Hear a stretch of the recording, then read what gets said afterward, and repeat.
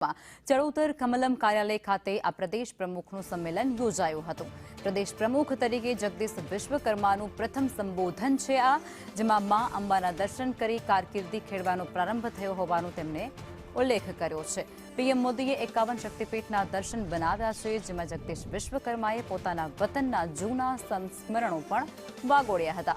ભાજપ એક વિચારધારાની પાર્ટી છે તેવું પણ તેમણે કહ્યું છે અને આ સાથે ચોપડા અને પુસ્તકો જરૂરિયાતમંદ બાળકોને આપવાનો પણ અનુરોધ તેમના દ્વારા કાર્યકરોને કરાયો છે।